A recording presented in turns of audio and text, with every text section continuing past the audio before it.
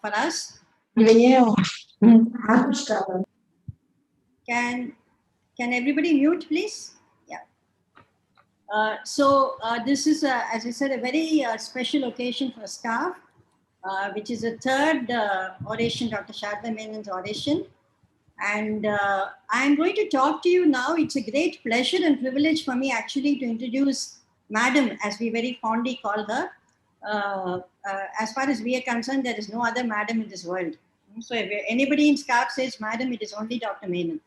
While people of my generation will know a lot about her, I want the younger generation of psychiatrists and mental health professionals to understand the depth of her work and the breadth of her work in an era where psychiatry was not a very sought after discipline and things were really very, very difficult.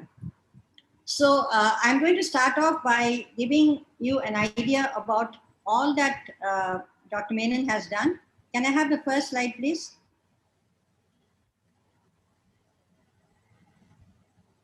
So Dr. Sharda Menon is one of the very few Padma Bhushans, very few psychiatrists who have been awarded a very high honor from the country, and that is the Padma Bhushan. Yes. Next one, please. She actually did her MD General Medicine from the Madras Medical College. And this was a very good exposure because even during her teaching, we have often seen her refer to physical health conditions in mentally ill persons. Next.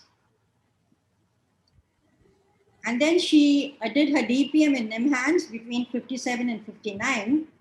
You must understand that those days, number one, psychiatry was not a sought after discipline. And number two, there were very few women who actually took up the discipline. Yes. And after she graduated in psychiatry from NIMHANS, she joined the Keelport Mental Hospital. It was called the Keelport Mental Hospital then. Now it is called the Institute of Mental Health in Chennai.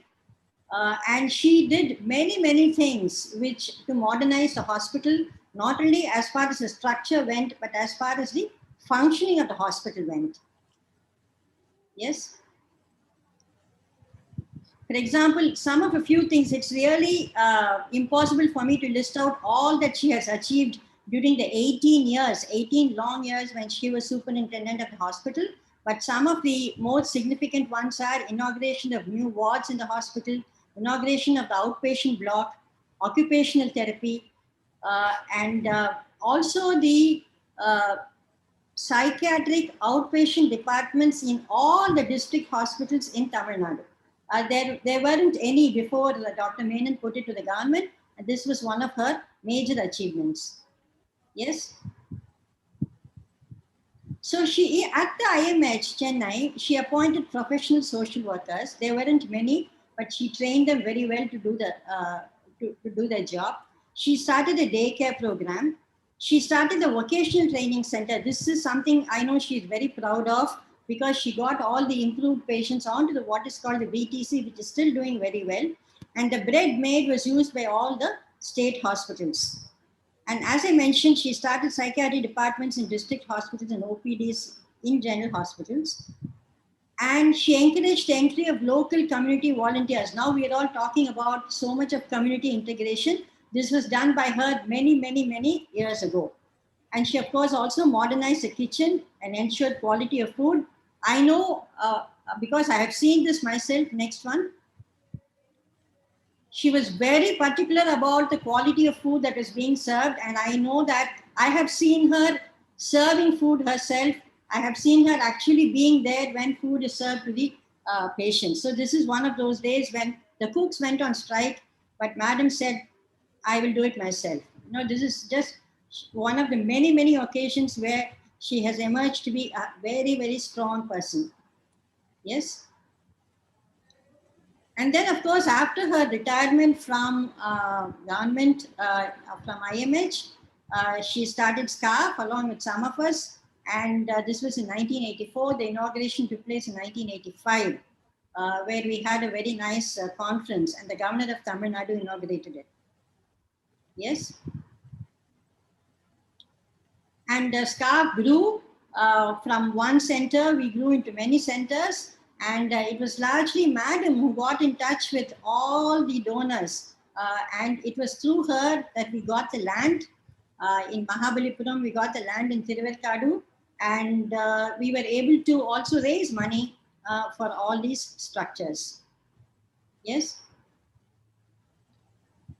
We decided to name the third residential center, which is in our main office in Anna Nagar, after her, and that this is the inauguration of the Dr. Sharda Menon Center, which houses about 30 patients now.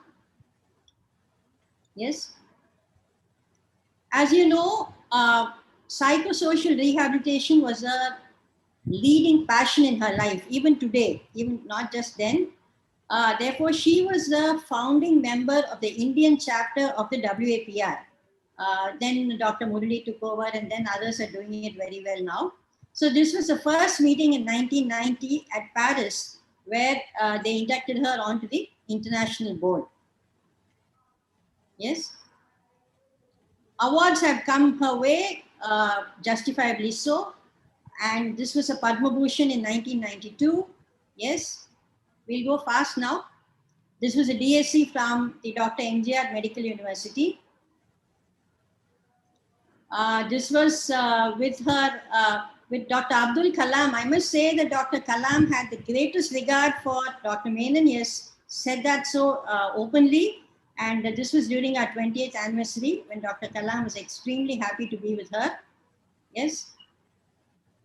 Then the Helpage India Golden Award from President Pranab Mukherjee. And this was the Avayar Award in 2016. When again the Chief Minister of Tamil Nadu, Dr. Jayalalitha. I must say again, Dr. Jayalalitha had an extreme fondness, regard and respect for Dr. Menon. And that is why she gave us the land, the government land that now houses our entire office and our outpatient department and everything. Yes. So this is what Madam has said. You can read it yourself because she's really a very humble person, and she doesn't talk about her achievements. She only talks of what she needs to do more and what needs to be done more and more. But I must tell you all one thing, that she's in her 90s, and the kind of her thinking, her cognitive functions, she's so alert. You know, I mean, it's really so heartening to have a conversation with her, because she's so alert and she can remember the name of my daughter. She can remember the name of my daughter's daughter, which I think is something fantastic. And she remembers everybody's birthday and wishes them, and everybody's wedding anniversary, even now wishes them. But more than anything, I want to tell the younger people here that even today she's reading journals. She asks us for journals. You can see some of the books out there.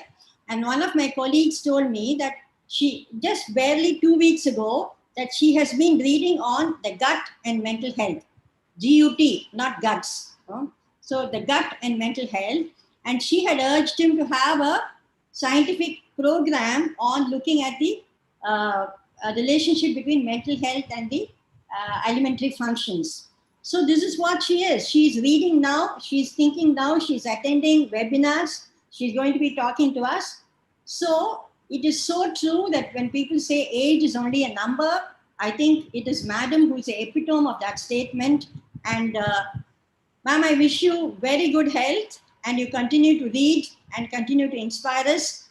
You have been our mentor, you have been our role model, you have been our inspiration. And if today, what SCARF is today is, it is all due to your best wishes and your blessings. So best wishes from all of us at SCARF, ma'am. Best wishes to you, madam.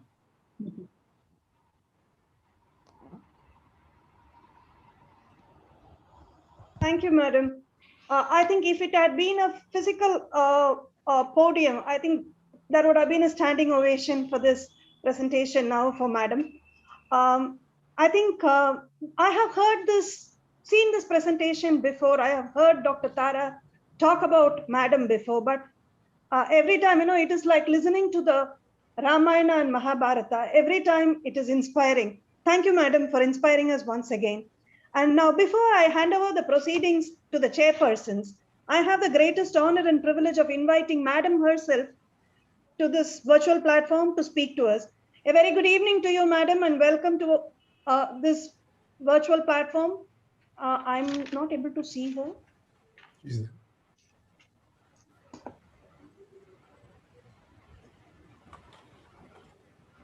She's mute.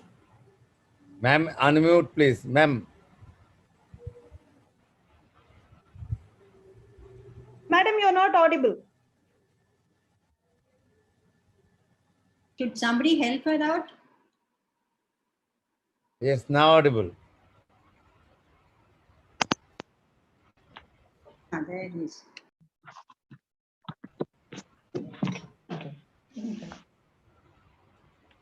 It gives me such great pleasure to be with all of you today. I am truly beholden to SCARF India. One second.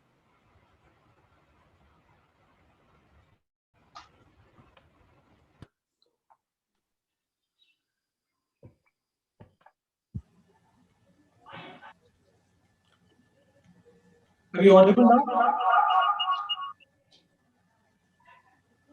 Okay. Yes.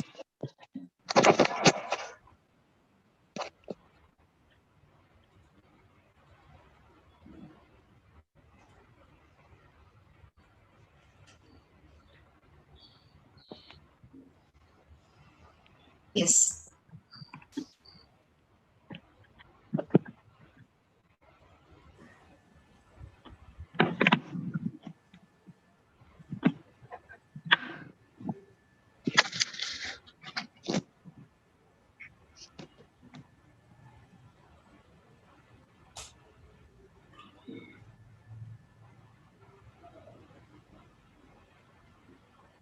Ma'am, please speak.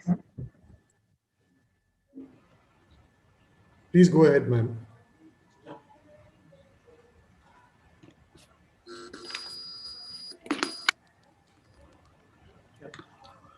Hello, Yes, ma'am, you're audible, ma'am. my dear friends. It gives me great pleasure to be with you all here today.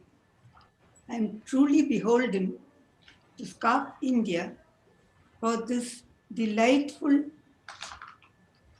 program that's being held, especially to stalwarts Dr. Tara and Dr. Padma. Thank you, Tara, for all the detailed descriptions of my varied life. And I'm very, very grateful that you have presented me this time, not as a very strict person, but as a very active person. Everybody says, I am extremely strict, but one cannot manage, administrate without some vein of strictness in your system. Thank you, both of you, for over the last 2 years arranging for this program. My favorite subject is brought to greater awareness through those who have been in the field of rehabilitation of the mentally ill with their research applications and with successful results. We have here leaders in the Indian Psychiatric Society who will spread the wisdom of the subject of this oration. Dr. Gautam Saha and Dr. Ajit Bide. Dr. Saha, President of the Indian Psychiatric Society, Vice President of SARC India, great popular practitioner in Calcutta with specialty of neuropsychiatry and geriatric psychiatry. He's very, very busy, not only with his professional work, but touring and teaching, conducting CMEs, conducting conferences, and as an active part in the constitutional aspects of society. I request you, Dr. Saha, to carry the words of this program to all your parties, your psychiatric, so that they will know the importance of psychiatric rehabilitation, which, as you all know, is not a very, very popular subject with psychiatrists. We have here Dr. Ajit Bide, IPS president previously, worked in St. Martha's for over 24 years, worked in Medico-Pastoral Association, very, very active, multiple interests, professional, different categories of patients. He takes to heart and treats them. And he's a wonderful person. Apart from that, he's got many non-professional interests. And I want to tell him that these non-professional interests, music, theater, quiz programs, all these things are extremely useful in psychiatric rehabilitation. I wish you would cooperate with us, collaborate with us, and introduce that particular area into our rehabilitation programs. Like in India, in UK, we've got what is called social prescription. Apart from medicines, apart from psychological, the social aspects of schizophrenia, very, very important. And we've had the social prescription, which is very, very interesting. And Dr. Bide would be the leader of that particular situation in India. I have to welcome a learned speaker, Dr. Kim Muser, about whom I've been reading in all the journals. A clinical psychologist, professor of psychology in the Center for Rehabilitation, Psychiatric Rehabilitation in Boston, has many other interests also, but especially in psychiatric rehabilitation. Published so many books, given lectures, conducted CME programs. He's very much interested in psychiatric rehabilitation. And I'm so happy that the title of today's talk is Psychiatric Rehabilitation and Early Intervention for Psychosis. Doing the right thing. This means that rehabilitation, which now is the last leg of intervention, gets promoted to the first. Right? Early intervention for psychosis and rehabilitation are therefore closely related. We hope to hear a very, very interesting lecture from him, and I welcome him to this place. Thank you very much for listening to me. Greg.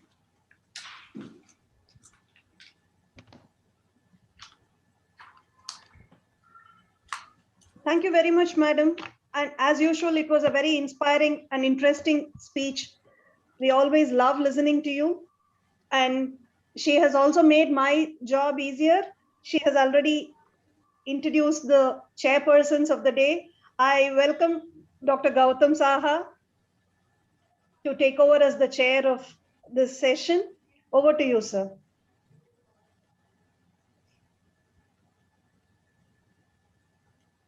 I would also like to welcome Dr. Ajit Bide to join Dr. Saha as the chairperson, and he will introduce the speaker of the day to the audience.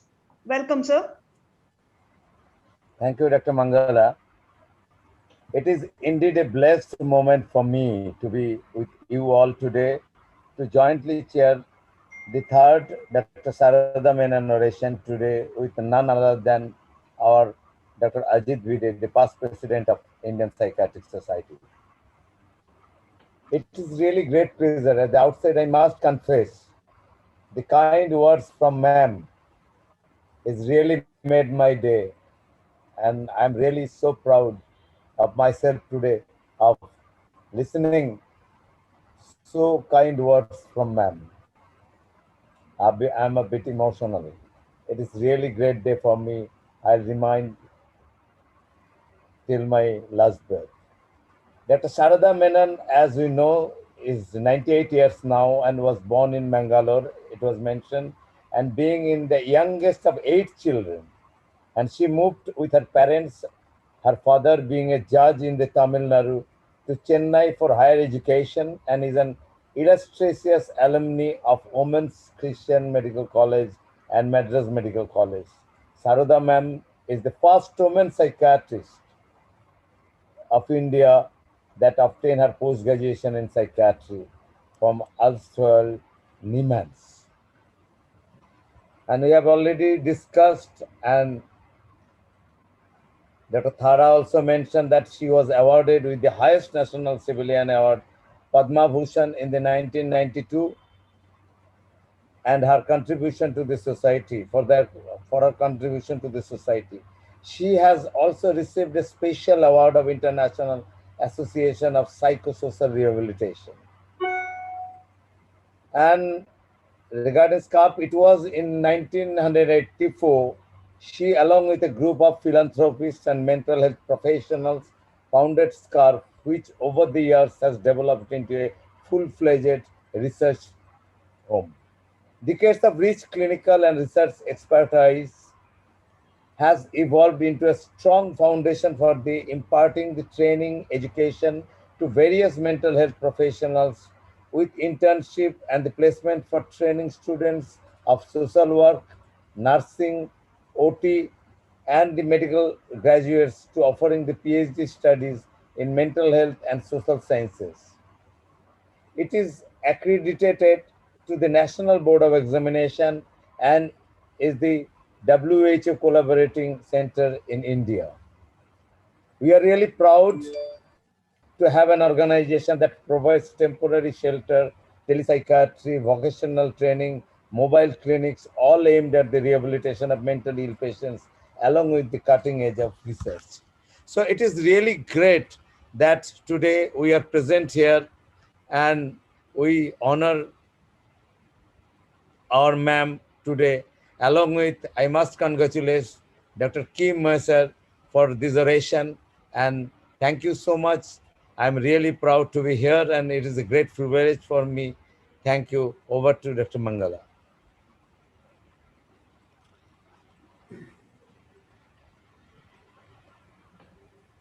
Dr. Bide? Thank you, sir. Dr. Ajit, it would be a great pleasure for us if you could introduce Dr. Kim Mew, sir. Thank you, Mangala.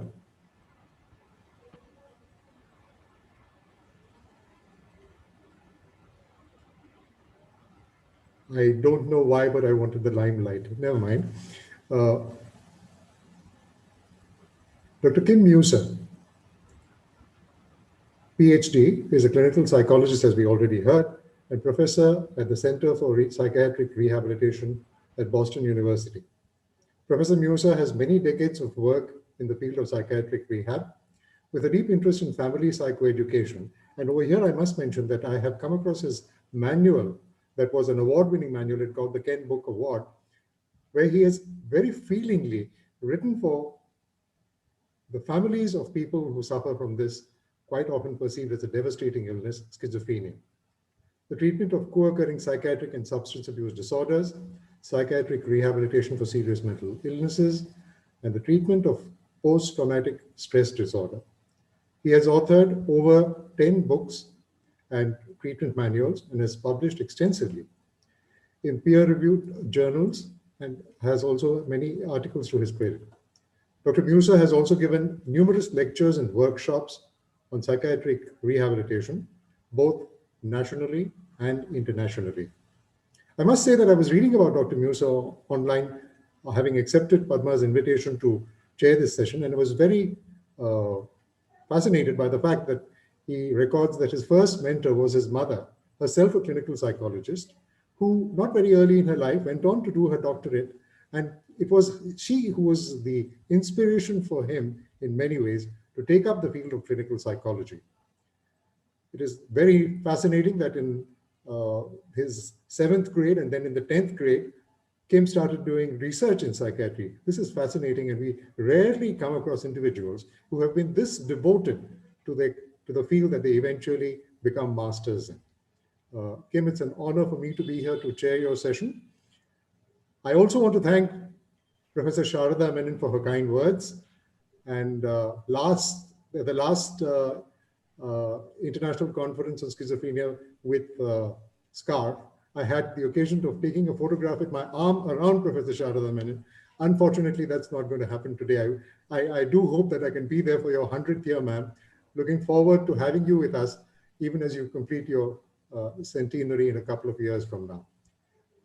Dr. Tara, Dr. Padma, Dr. Mangala, old friends, Dr. Srinivasan and Dr. Suresh, and my dear resident, Gautam Saha. It's an honor to chair this session with you. And without much ado, may I invite Kim to go ahead with delivering this prestigious Sharada Menon oration. Thank you very much, Arita and Gautam. I feel I'm very honored to be invited to give this lecture. I very much appreciate the first introduction by Dr. Menon, and of course feel very honored to deliver this lecture in her name, and have great appreciation for Dr. Tara and Padma for inviting me to do this. I hope next time I can do it again in person in Chennai, one of my favorite places to visit. Let me begin with sharing my screen.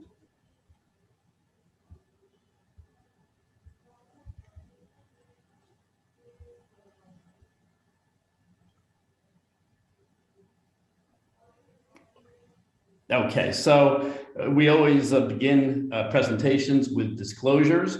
And so my disclosure, although it is a little bit difficult to appreciate on Zoom, is that all of my clothes were made by my son, Jacob Muser, who has a store and company named J Muser in Greenwich Village, New York. He is a bespoke hand-tailored suit and shirt maker. And so if you're in New York City, visit his store. This is, of course, a little bit of a joke as a disclosure, but it is true. He has this store and he does make all of my clothes. So I want to give a quick outline here because I realize I'm covering probably more material than I should, but what the heck. I'm going to first define psychiatric rehabilitation very briefly. Then I'm going to talk about advances in psychiatric rehabilitation and emergent values of the field. I'll then briefly address the challenges to implementing evidence-based psychiatric rehabilitation. I'll then shift gears to talking about early intervention services for first episode psychosis as an opportunity to incorporate the evidence learned about psychiatric rehabilitation into comprehensive treatment, or in other words, to do the right thing as early as possible. Then, to give a little bit of flavor about early intervention programs, I'll briefly describe the Navigate program recently developed in the US that I was involved in, and I'll describe some of the research results from this program. I'll also present very briefly some novel results that have not been presented yet on the effect of this early intervention service on insight. Then talk about the importance of being able to translate or incorporate early intervention services in low resource countries. And I will use as an example of how to incorporate such information a proposed series of studies done by Chitra Kari examining employment in people with severe mental illness living in India for the purposes of informing the adaptation of supported employment services that are adapted to the cultural context of India.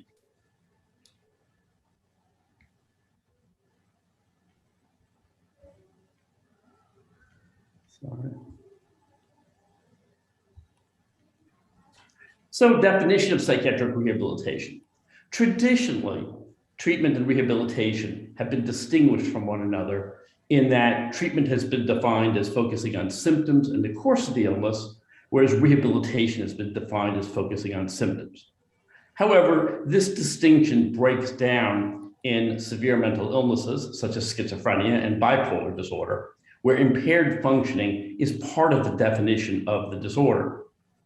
In addition, it's difficult to teach basic skills such as illness self-management, like the prevention of relapses, without giving attention to individuals' goals and function, which is often their primary motivation for engaging in treatment. Likewise, improving functioning often requires attention to mental illness. So the ability to distinguish or provide separately treatment and rehabilitative services is difficult in people with serious mental illness. And for these reasons, the term psychiatric rehabilitation, as I use it and many others do, refers to psychosocial treatment approaches that target both illness management and psychosocial function and are typically provided in combination or in addition to pharmacological treatment. The origins of psychiatric rehabilitation can be traced to the 1950s and 1960s due to factors such as deinstitutionalization, which made the social needs of many people with serious mental illness much more conspicuous, the shift towards community-based care, the development of social learning models for changing behavior in the 1960s, the development of psychosocial clubhouses like Fountain House in the 1950s and 1960s as providing places for people with psychiatric disorders to congregate and get support from one another, and self-help and peer support and the consumer movement. So what have we learned from over 50 years of research and experience with psychiatric rehabilitation? Well, first, we've learned that people can learn skills to better manage their lives and achieve their goals. Definition of this might be the systematic teaching or enhancement of skills through social learning and cognitive behavioral therapy approaches. For example, we can teach people social and social cognitive skills that can improve their social and community functioning, such as through social skills training or social cognition interaction training. We can teach skills for coping with stress and symptoms and for preventing relapses, and therefore improve the course of the illness, such as interventions like the Illness Management and Recovery Program, or CBT. And we can also enhance cognitive skills through the practice of cognitive exercises and teaching of cognitive self-management strategies that can improve functioning and help people get the most out of psychiatric rehabilitation, such as the Thinking Skills for Work program, which is typically implemented in combination with vocational rehabilitation services like supported employment. This, in fact, is a program that I've done quite a bit of work with my wife and colleague, Susan McGurk, and we have recently published a book on this topic called Cognitive Remediation for Successful Employment and Psychiatric Recovery. The second thing that we've learned from our years of research in psychiatric rehabilitation is that collaboration with families is key to extending the reach of the treatment team. Family collaboration can be described as the development of a collaborative relationship between treatment providers and the family. And that part of that relationship involves providing information about serious mental illness and skills for improving family functioning. The whole approach can be summarized in terms of saying many hands make light work. Families can be conceptualized as extended members of the treatment team. And when I say family, I'm including the client or patient, himself or herself. Families are on the front line and are in a unique position to help, but they need information and skills and a relationship with the treatment providers. Teaching families information about serious mental illness and the principles of treatment can increase their support for the treatment plan and their ability to monitor the course of the illness more closely. By alerting treatment providers in a timely fashion about changes in client symptoms and functioning, rapid action can be taken to stabilize symptoms and prevent relapses. Teaching families communication and problem-solving skills can reduce stress and emotional tension in the family and facilitate cooperation among members and therefore relieve burden of care. Family collaboration can also address specific concerns that families have and can increase family support for client goals in psychiatric rehabilitation, such as the goal of work. Families are sometimes concerned that work will be too stressful for people and they may discourage them from going to work, whereas not having something meaningful and purposeful to do with one's life, boredom and unstructured time can in fact be even more stressful than purposeful work.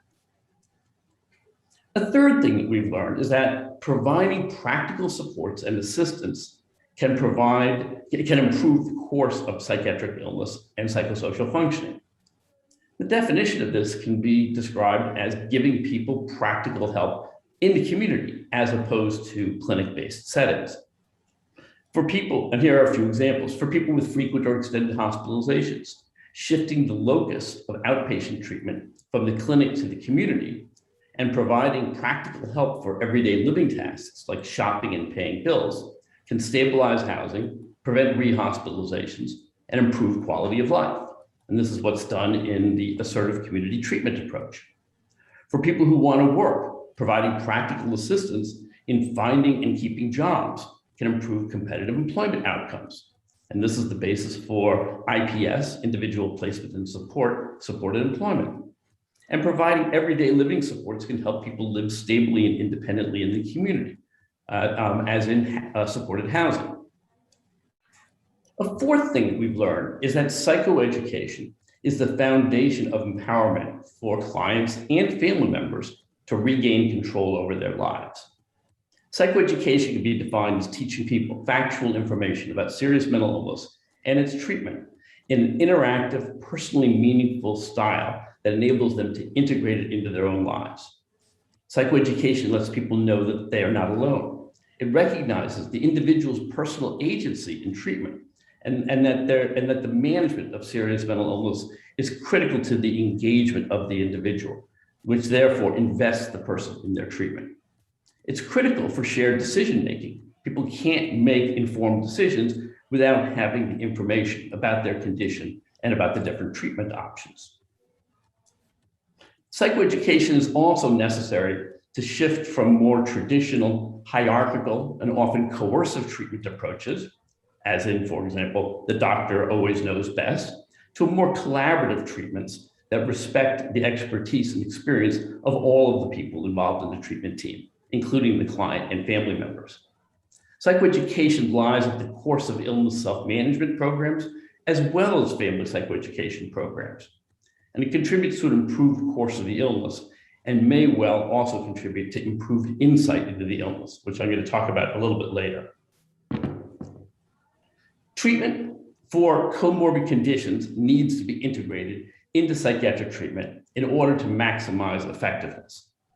The definition of integrated treatment is that, and part of the rationale, is that there are many common comorbid conditions that people with serious mental illness have, such as substance use disorders, post-traumatic stress disorder, and numerous health conditions that contribute to premature mortality, such as cardiovascular disease, diabetes, hypertension, smoking, and obesity. And so integrated treatment means that the treatments for these conditions are integrated or coordinated by the psychiatric treatment team. Clients often don't follow through on recommendations for treatments for comorbid conditions or to meet with doctors who can treat such conditions. And when they do engage, they often drop out early. Integrated treatment for co-occurring disorders ensures that people get the necessary treatment and that they can be re-engaged in treatment should their motivation flag and interrupt treatment. Integrated treatment is effective at improving the broad range of comorbid conditions, including substance use disorders, PTSD, and a broad range of health conditions. Finally, one of the things that we've learned more experientially than from a research perspective at this point, although this may change, is that peer support for clients and families validates their personal experiences, provides a sense of community, and conveys messages of hope and resilience. Definition: meeting with and learning from other people with serious mental illness, as well as other family members with relatives with serious mental illness, can help people on the road to recovery. Again, this from a more experiential perspective lets people know that they're not alone by hearing the experiences of other people. It provides opportunities to process experiences with serious mental illness and the treatment system. And it provides a source of social support and coping strategies. As the psychiatric rehabilitation field has developed and the nature of treatment has shifted over time, There's also been an evolution of a set of values guiding psychiatric rehabilitation. These values can be summarized as follows. The primary goal is to empower clients to reduce their dependence on others and to regain control over their lives by providing information, tools, even more tools, that's a typo, of course, and supports. Psychiatric rehabilitation and treatment in general are centered on the person, individually tailored, and driven by individual goals. Psychiatric rehabilitation is recovery-oriented, which means it is aimed towards helping people live a meaningful and rewarding life, despite having a serious mental illness. It is hope-instilling, and it focuses on personal strengths. Shared decision-making about treatments that are collaborative rather than prescriptive are another value of psychiatric rehabilitation. There's respect for the individual and their personal autonomy, and attention to basic civil rights that have often been lost or violated in people with serious mental illness. And there's a strong emphasis on the inclusion of people with serious mental illness in all aspects of life, in addition to their treatment, but inclusion in terms of their families, their communities, and in housing, work, and education. So what has the impact of advances in psychiatric rehabilitation been on the lives of people with serious mental illness?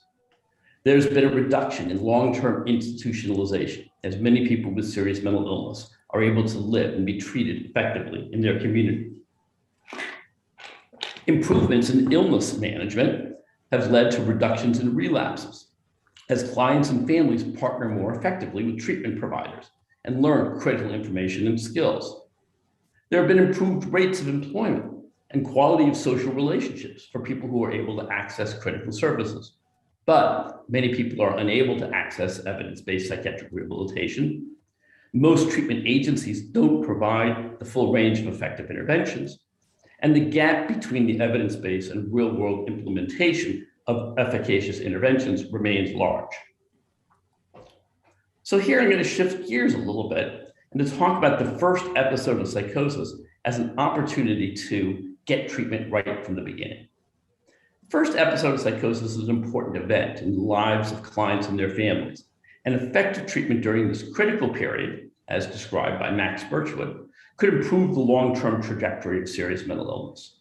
However, there are multiple challenges to effective treatment of first episode psychosis, including poor recognition of the disorder, often leading to months or even years of people having psychotic symptoms without them being noticed and treated. Significant deterioration often happens during this untreated period in role and social functioning. There's certainly a significant increased risk for suicide. People often develop maladaptive coping strategies, both clients and their families, that become ingrained before treatment is provided. And there are high rates of dropout from treatment when effective treatment is not provided, as well as medication non-adherence. So early intervention services for first episode psychosis can be seen as an opportunity to provide comprehensive services informed by research on psychiatric rehabilitation and pharmacological treatment into a single unified program to try to improve the long-term trajectory of serious mental illnesses, such as schizophrenia. Common components of early intervention services, with this work really dating back to work from the EPIC group by Pat McGorry and colleagues from Australia, include a specialized treatment team. We used to think it had to be a full-time treatment team, but we now know you can actually have a treatment team comprised of professionals who actually have other roles, although part of their role is treating and working as a team for people who have experienced a recent episode of psychosis. Assertive outreach to engage and retain people in treatment, individualized pharmacological treatment, client psychoeducation and training in illness management, including CBT, family psychoeducation, and supported employment and education. So you can see how these common components of early intervention services essentially mirror the developments in terms of what we have learned about psychiatric rehabilitation over the last 50 years. Research on early intervention programs indicates that they're effective. a meta-analysis of 10 randomized controlled trials, including 2,176 clients receiving treatment from either early intervention programs or usual care, these are controlled studies, was conducted by Correll and colleagues in 2018. Most of the studies provided treatment and conducted follow-up assessments for 2 years. And early intervention programs are found to be superior to usual care in retention in treatment, reduction of rehospitalizations, psychotic symptom severity, negative symptom severity, and work and school functioning. What I'd like to do is to dive down into early intervention services by describing in a little more detail a particular program, which I was involved in developing, called the Navigate program for first episode psychosis. And I'll give the rationale for focusing on this program. This was developed in the United States and evaluated with funding from the NIMH Recovery After Initial Schizophrenia Episode Initiative, called the RAISE Initiative.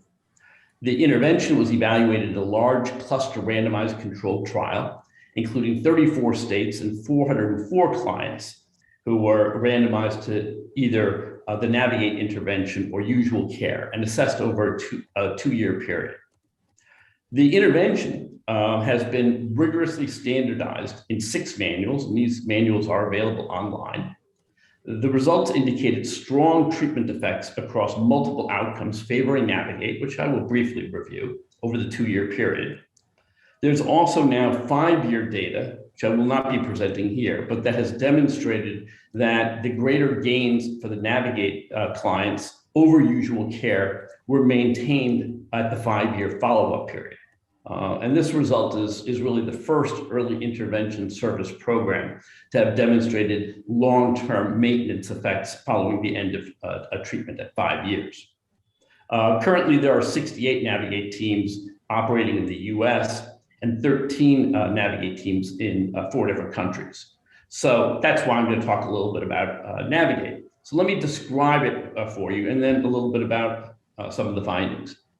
Navigate program is generally comprised of 5 different treatment providers, including a director who serves as both a team leader and usually, but not always, provides the family psychoeducation component, a prescriber who provides individualized pharmacological treatment, a vocational specialist who provides supported employment and education, and 2 usually master's level clinicians who provide individual resiliency training. And often they provide case management as well. I've asterisked the individual resiliency training or IRT component, so I'm going to give you a little bit more detail about that. Sometimes case management is provided separately. Sometimes peer support people are also provided in the program. Interestingly, in the Navigate program, team members were not on the team full-time, but they had other responsibilities. And that's because the program was designed to be implemented at any community mental health center throughout the United States, or really could be implemented anywhere. And therefore, the expectation was that in many places, you wouldn't have a sufficient number of people with the first episode of psychosis to completely fill up a team. The individual resiliency training component of the intervention is an individual psychotherapy type approach, but one that is heavily standardized, includes extensive curriculum involved in teaching the individual. The foundation of the program is focused on building strengths and resiliency. People learn information, strategies, and skills to manage their illness in order to get back on track with their lives. It has a modular format that addresses specific topics, with all of the teaching tailored to the individual client, that is responsive to client choice, dependent on their goals, and adjusted to the client's needs. IRT addresses special issues in people with the first episode by instilling hope and optimism built into all of the modules, by providing education about psychosis, along with an opportunity to process the experience of a first psychotic episode. Personal goals are set and tracked, followed up, modified as progress is made over the course of the program. The treatment program is flexible. Families and significant others are involved. And again, the focus is on strengths and enhancing resiliency. The modular content of IRT is divided into two broad sections. The standard modules refer to content or modules that we try to deliver to most people who have experienced a first episode of psychosis. The individualized modules, which I'll go to next, are those that are provided on an as-needed basis. But the clinician always has the ability, they have the option of skipping from standard modules and going into the individualized modules if there's a need. So the standard modules, after providing an orientation, an assessment and goal setting, provide education about psychosis. They then help people develop a relapse prevention plan. There's then several sessions devoted to taking a narrative approach to processing the psychotic episode. And the idea here is to address post-traumatic reactions clients often have to the experience of psychotic symptoms or to treatment experiences, which can be traumatizing as well. By going through it all and by processing it and understanding experiences of other people, people become more able to develop an understanding or context of their own experience of psychosis, which can then set the stage for helping them on their road to recovery. Then we do additional training of resiliency skills, and then we revisit the person's goals because a number of sessions have gone by and sometimes there's been progress, and so there may be a need to reestablish goals. The individualized modules, which are done as needed, include the following. The first is dealing with negative feelings, and this is essentially the module in which CBT, in particular cognitive restructuring as a tool for helping people examine thoughts underlying distressing feelings, and to challenge and change those thoughts when they're inaccurate. That particular skill, cognitive restructuring, is taught in this module. We then have a module on coping with symptoms. This is for coping strategies for the broad range of symptoms. Then another one on substance use, another one on having fun and developing closer relationships, and then several related to health in terms of making choices about smoking and then nutrition and exercise. And then we have additional resiliency training. So for example, if you engage and you're working with a person with the first episode of psychosis, and there are severe feelings of depression or suicidality, the clinician might immediately go to dealing with negative feelings using cognitive restructuring, CBT, as a way of approaching these distressing feelings. Or they might first go into coping with symptoms and focus on coping strategies for dealing with suicidal thoughts and depression. Then they could return to the standard modules. A series of handouts exist for all of the modules. The handouts contain information, checklists, worksheets, assessments that may be used, and recommended home practice assignments. And they're discussed and reviewed in each of the sessions. And depending on the clinician and client style, the handouts can be covered in a variety of ways. And for clients who have low literacy, or sometimes clients reject the use of handouts, then they don't have to actually be given to people, although the handouts can still be used to help guide the intervention. So to tell you just a little bit about the results from this large controlled trial of the Navigate program, the inclusion criteria were that people had to be aged 15 to 40 years old. They had to have a diagnosis of a schizophrenia spectrum disorder. They had to have no more than 6 months of lifetime antipsychotic treatment, and they had to have experienced a first episode of psychosis. The research design compared the Navigate program to usual community care in a cluster randomization approach. In a cluster randomization, randomized controlled trial, rather than individuals being randomized to one treatment or another, sites or clinics are randomized to one treatment or another. So in this study, there were 34 community mental health centers, and each center was randomized to provide either the Navigate program or usual care. And then the clients receiving services would receive the service provided at that particular site. Treatment was provided for a minimum of 2 years, and there was remote assessment of clinical outcomes. This just shows the different sites throughout the US in which the study was conducted. In terms of the demographics, the average age was 23 years old, 73% were men, a little more than half were white, about 50% were living in urban settings, 78% had had a prior hospitalization. So the primary study outcomes. Navigate participants stayed in treatment longer. And so this is a major finding in that we know that a premature dropout from treatment is associated with high risk for relapse in people with the first episode of psychosis. So retaining people in treatment is an interesting and important outcome in this population. The quality of life scale, this is the Heinrich-Carpenter quality of life scale, is actually a measure of psychosocial functioning based on a structured interview. So we're not talking about subjective quality of life. And the quality of life scale was the primary outcome of interest because we're interested in improving the functioning of people with serious mental illness. And as you can see, the Navigate program improved quality of life, meaning overall psychosocial functioning, significantly more than usual care. The Navigate program also resulted in significantly greater reductions in overall symptoms on the PANSS, in depression on the Calgary Depression Scale for schizophrenia, and moving to other functional outcomes, participants in the Navigate program also showed greater improvements over time in involvement in work and school. Those are the primary outcomes. Just to briefly identify a few other outcomes, we know that people who received the Navigate program reported that they perceived greater respect for their personal autonomy from treatment providers than those who received usual care.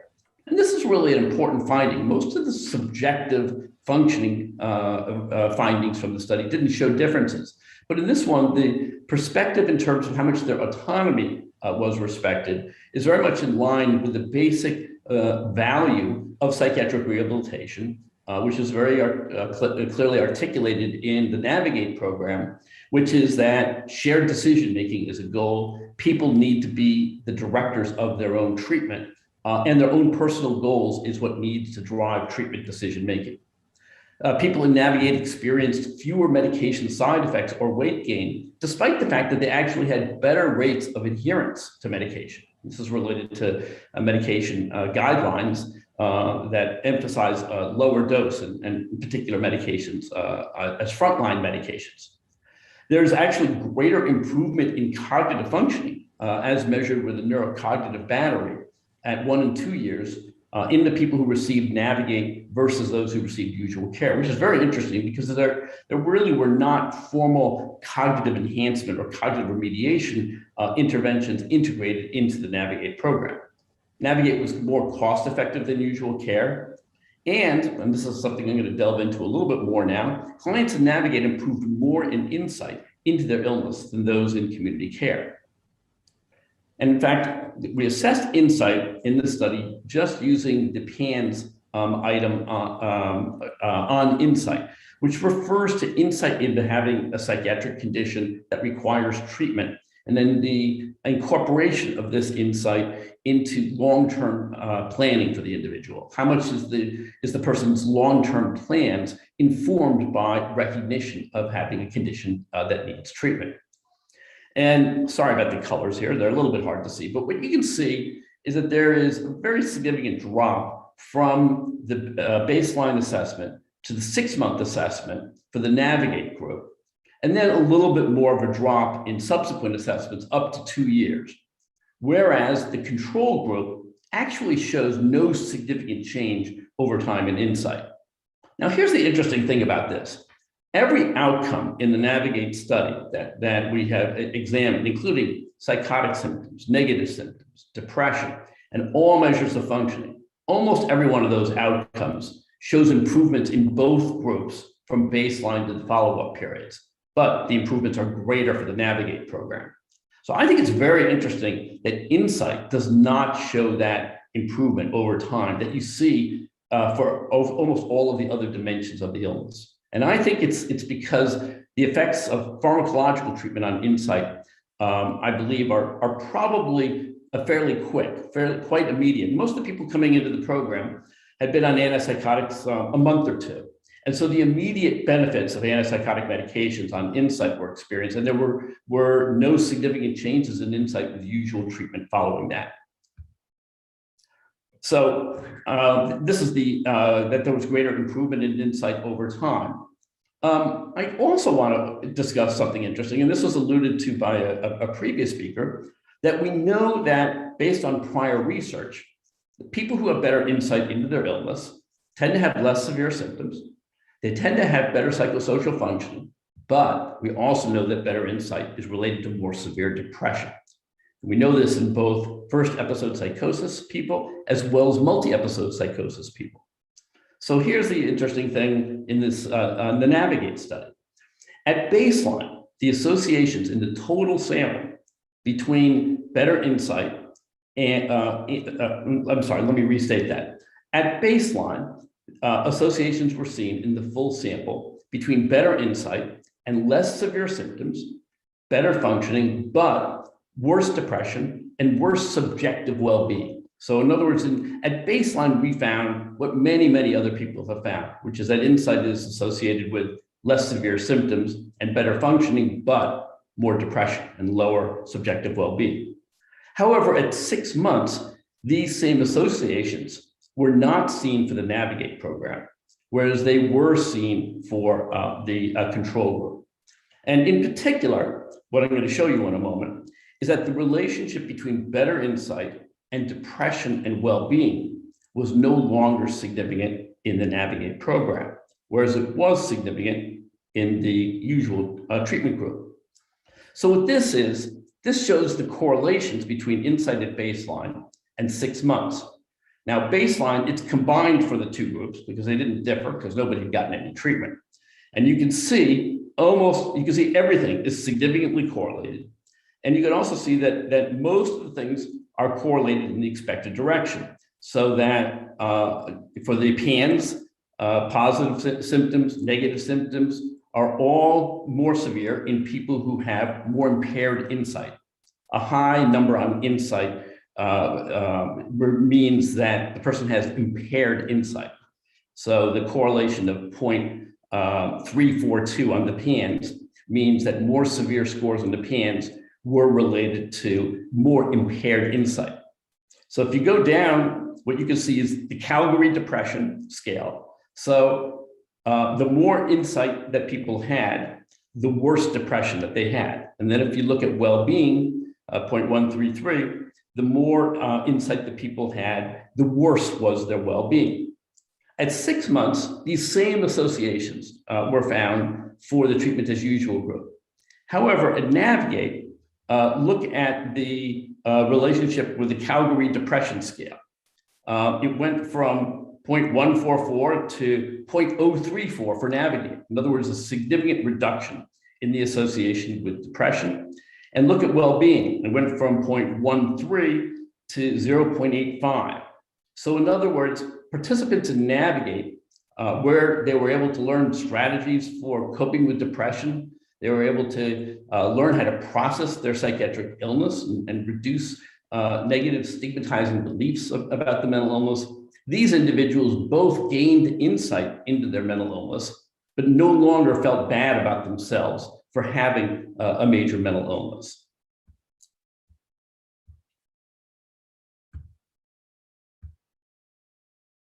So, how can research on early intervention programs inform us about providing similar services in low-resource countries? My basic theme here is that the critical ingredients of effective early intervention programs can serve as a starting point for adapting services to the cultural context of a country. And here I want to provide an example.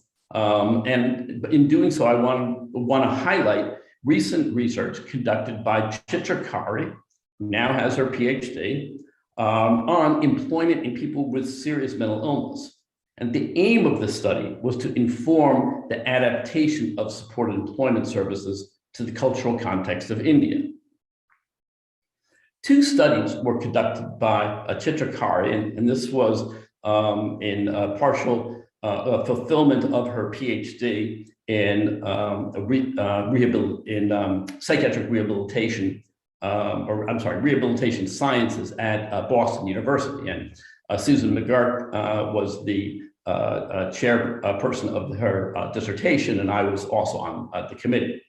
Study number one involved people with serious mental illness receiving psychiatric outpatient treatment at 2 private hospitals serving people living in predominantly urban or rural areas in Western India, with a sample size of 550 people, 61% schizophrenia spectrum.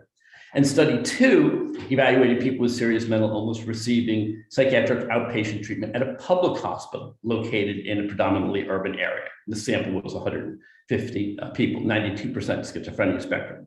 Both studies used the same survey instruments to evaluate employment status, interest in work, benefits and problems associated with work, as well as obstacles to work and desired supports. Both studies included a baseline assessment and a 1-year follow-up assessment.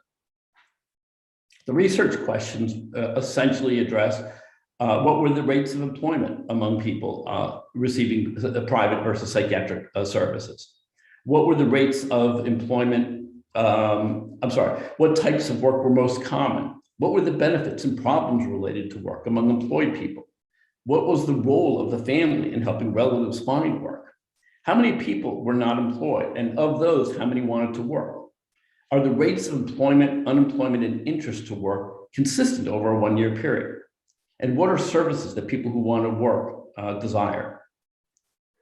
And so here were the primary findings. Rates of employment for participants receiving psychiatric outpatient services were 60%, a little under 50% in urban areas versus almost 80% in rural areas.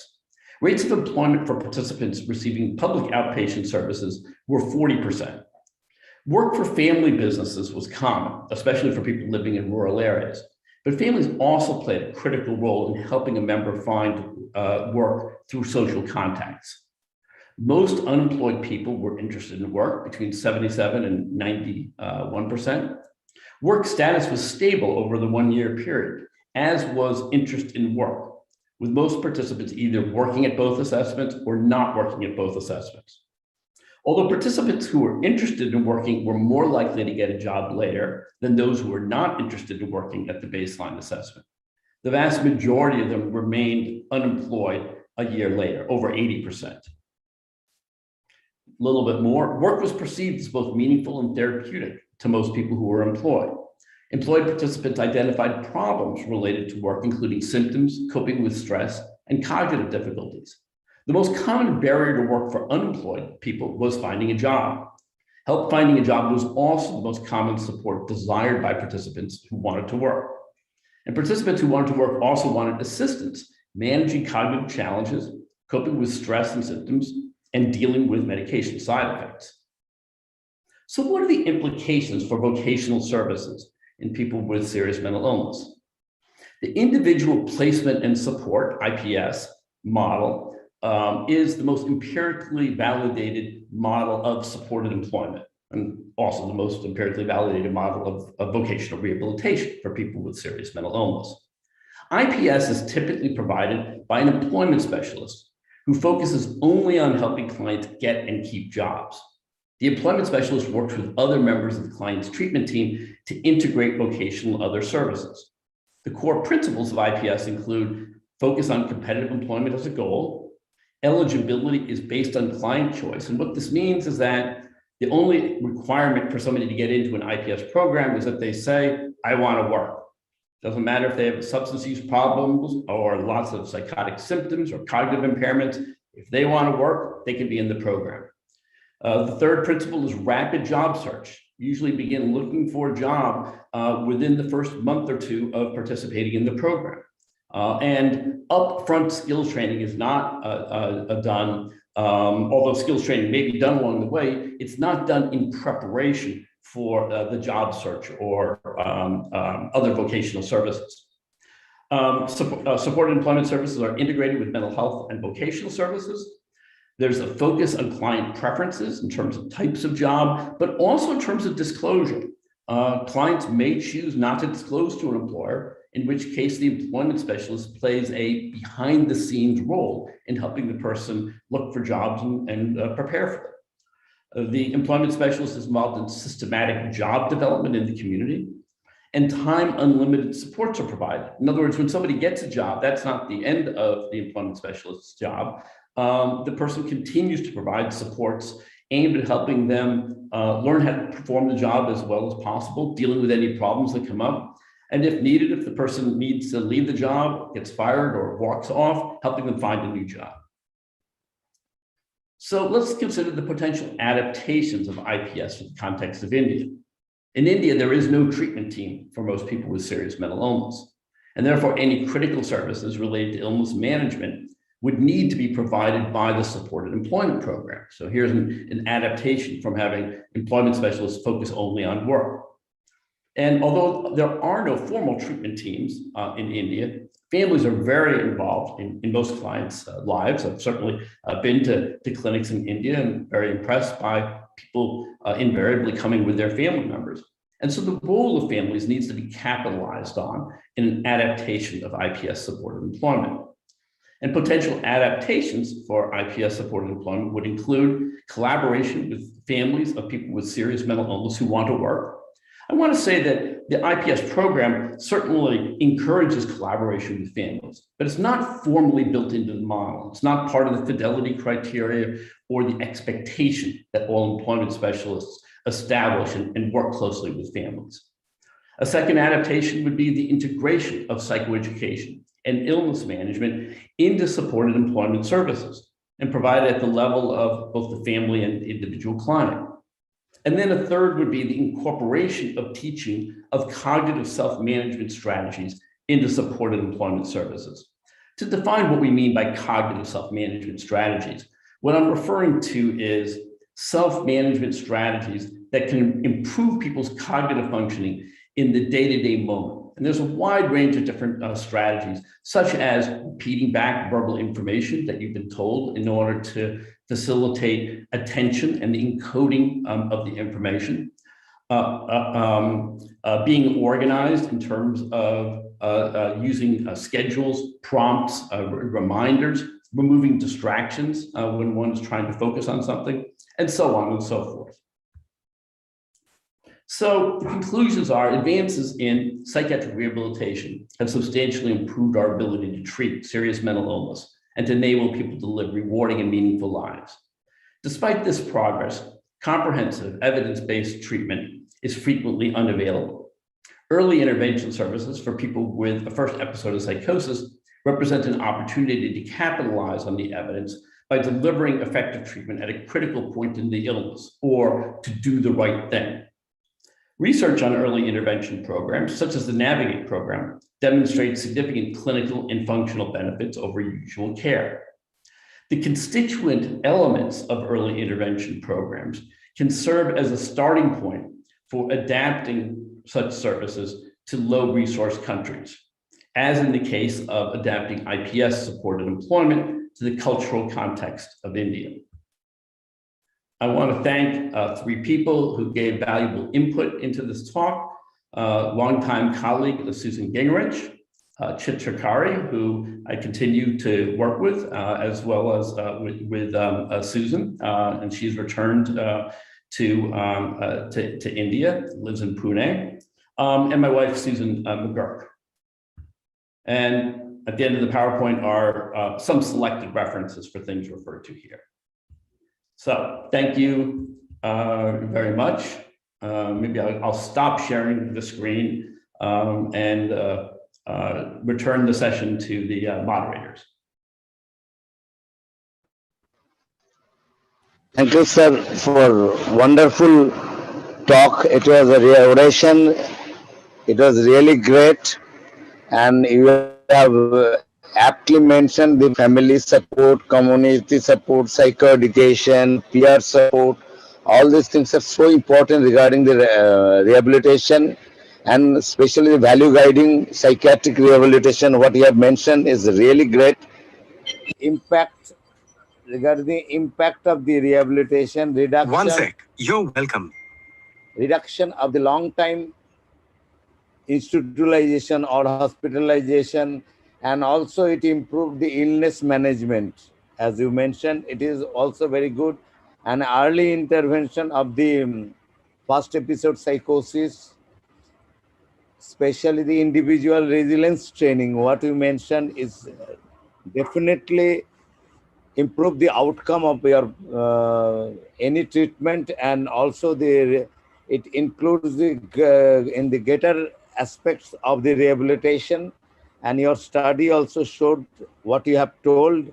And thank you so much for the extraordinary presentation. We are really proud of you. And over to Dr. Bide. Sir, Thank you. please. Thank you. Thanks, Gautam, and thanks, Kim, for a very comprehensive journey through the things that we need to do in psychosocial rehabilitation with serious mental illness. I particularly liked designating the number of sessions that are generally speaking required. I know it can't be hard and fast, or individual steps in rebuilding this person's life in a sense. And too often, early intervention means starting with pharmacology. Thank you for drawing our attention to the psychosocial inputs that are so very essential. At the beginning of this session, Tara projected a slide which had two quotes from Professor Sharada Menon. And one quote that has lasted with me is that rehabilitation starts practically with the first visit. And I think that's something which we need to bear in mind, and which I think your oration has clearly driven home. Thanks very much for an extremely educative hour that you spent with us. And over to our organizers. Thanks for giving us the opportunity. I'd also like to thank Lalita, your event manager, who has been with me throughout to guide me through today's session. Thank you all. And thanks to Dr. Padmavati also for inviting us to this auspicious, I tell, this is a great program. Thank you. My pranam to Sarada ma'am also. Thank you very much, sir. Thank you very much, Dr. Saha and Dr. Ajit Bide. I think it is now time for us to announce the results of the YRA and the poster contest. So over to you, Dr. TN.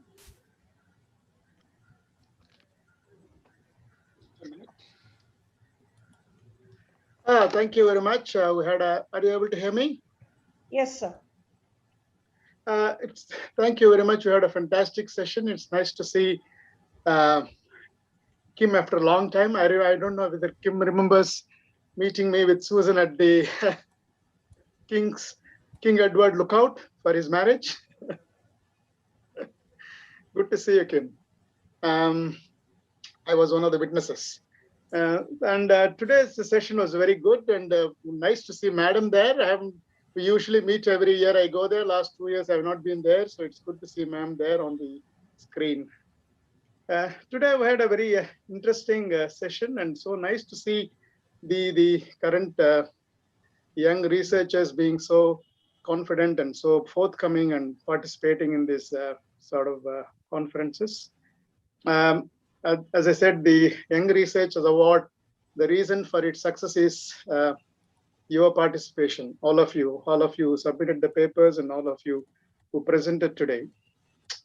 The results section is something which is always much awaited for. Just like after the swimmers finish their swim on the Olympics, they don't know whether they are half a second before or half a second after the winner. So I think let's not keep them in suspense anymore. We had 3 fantastic papers presented in the paper session. I was asked to present the second winner first, followed by the first winner.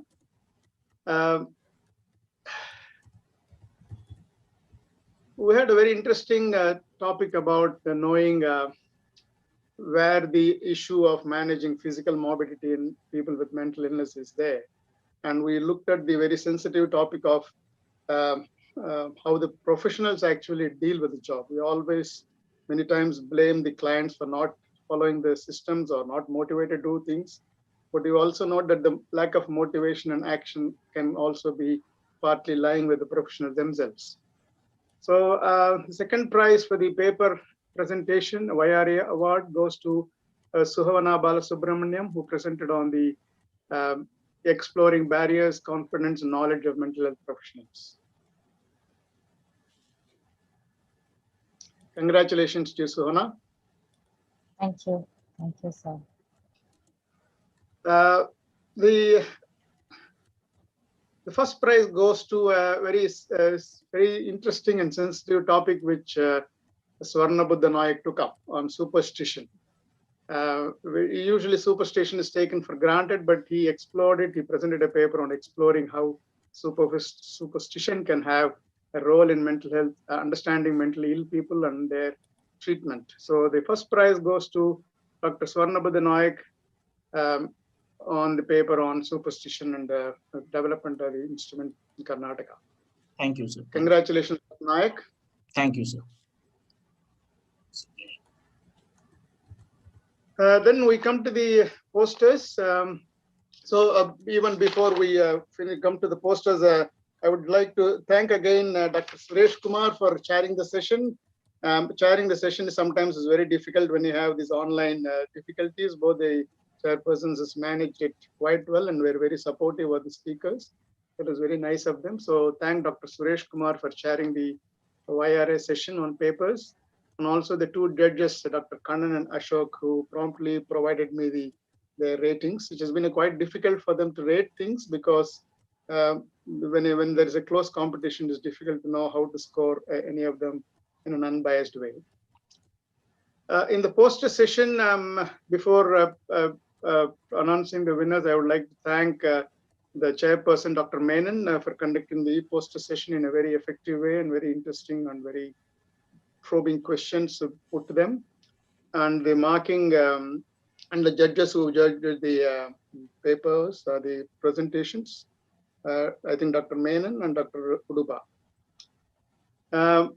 The second prize goes to some very interesting subject about social robots in dementia care. I was reminded of the Malayalam movie, the Kunjappan Android, some 25.3 or something, a story about a man bringing a robot to look after his old father back in the village.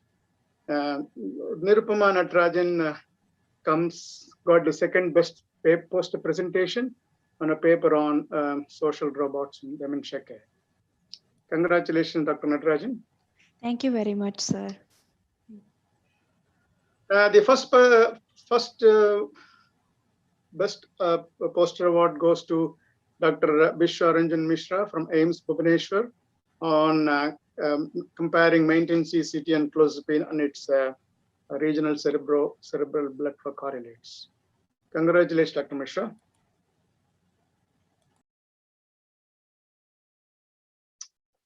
So that's the two awards, and good to see you. Good to see all the presenters here, and nice to have this session again online. And though people are feeling that meeting in person is much better, I think the online is going to become part of our lives. The only thing you can't make online probably nowadays is to have children. Maybe even that can come through soon. But hopefully we'll meet at least next time and the icons come. There's nothing like meeting face to face and give a shake hand or hug or that sort of a thing. So all the best, and thank you very much for involving me in this award session and also being present for this today for this beautiful oration from Kim. Thank you. Thank you very much, sir. Yeah, it would be definitely great to see you in person next year, when we have icons in physical space. And hearty congratulations to all the winners. And it's now time to pull the curtains down. No? Like all good things, Icons 9 also comes to an end now. And to propose the vote of thanks, I invite Dr. Suresh Shankar. He is a board member at SCAF, but then he's a nephrologist by training with a keen interest in psychiatry, a very rare breed among physicians with a great interest in public health as well. In fact, he was the person who gave the theme for the conference this time about physical comorbidities in serious mental illnesses, which is one of his areas of special interest. So I think it is only fitting that he is here to propose the vote of thanks on this conference. Welcome, sir. Thanks, Mangla. And thanks for the nice introduction. It's my pleasant duty to propose the vote of thanks for this wonderful conference, which I have always stayed close to over the last several years. Like any conference, there are several individuals who play a silent role, and then there are others who are in the front line to make it successful and enjoyable. And firstly, let me first start with the speakers on day one, which actually happened a week ago. The speakers on the physical health in persons with mental illness. In specific, I would like to thank Dr. John McGrath, Fiona Gogren, and Dr. G. Venkatasubramaniam. Very unique and very important talks. And as Mangala said, it's nice to be on the other side of the fence and see mental health professionals talk about physical ailments. I hope this sort of triggers a lot of research ideas for us in SCARF and in India, and we pursue it deeper. Special thanks to the chairpersons, Dr. Param Kulhara and Dr. Smita Deshpande, for sharing the session on day one. And the next group of individuals we need to thank is the one who sort of carried the Young Researchers Award. I think first and foremost, my good friend Dr. Srinivasan stands out. I learned that he's been in the forefront of this particular session since 2010. So it's no small effort. These Young Research Awards in any conference is a great platform for showcasing young minds and also for us to show the way. And it is wonderful when we hear that from Dr. Srinivasan that there were several papers that came across, 12 to be specific. They went through quite a rigorous filtering process in terms of an initial step of external judges and then subsequently the actual presentation. Special mention to Dr. Suresh Kumar for chairing it, and Dr. Kannan and Dr. Ashok for being the judges. And as Dr. Srinivasan said, it wasn't an easy task for them to sort of tease out the actual winner. I'm sure this will continue to be a star attraction for icons in the years to come. The next set of individuals we would like to thank is the power behind the poster presentations. Firstly, Dr. Aarti and Dr. Lakshmi from SCARF, who's coordinated the screening and the shortlisting of the posters so that the right ones get to the surface.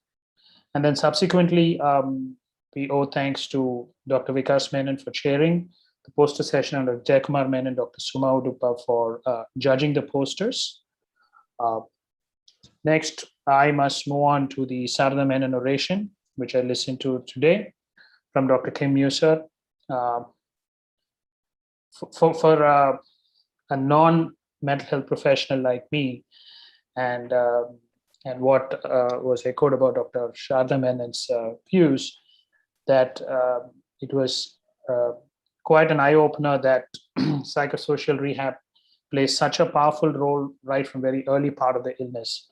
And I think that was very eloquently brought out by Dr. Muser. Thanks to Dr. Gautam Saha and Dr. Ajay Bide for chairing the session and lending your time. Like any other conferences, there are several important individuals who are silently in the back end, and they need a special mention. To name a few, Lalita and Gautam from Arundishwara have always been the backbone of icons, and Saravana requires individual mention for the support or for the planning. Such conferences are never sort of a reality without funding support. So pharmaceutical organizations including Sun, Icon, Abbott, Pfizer, IPCA, Intas, Sanofi, and Torrent need mention. Then, of course, there are the individuals who are part of the SCARF family, without which the execution can never be done, including Subhashni and Shruti with communications, who have always carried through the planning in the backstages silently but steadily. Of course, last but not the least, though we are not physically there, the audience and the participation is key to make these sort of online or virtual conferences as much a success as possible. But I guess nothing will replace true physical conferences, as Dr. Srinivasan has mentioned. I wish all of you a safe year ahead. successful vaccinations and hopeful or a blunted third wave, so we can ride it through and we all can meet again in Chennai very soon. Thank you very much. Well, it was the physician speaking at the end. Thank you very much, sir. And with that, I think it is time for us to disperse now, with the hope that we will meet again in 2022 when we will be in the 10th edition of Icons. Till then, I think let us all stay safe and have a good weekend. Thank you. Thank you. Thank you. Good night, all of you. Good night. Good night.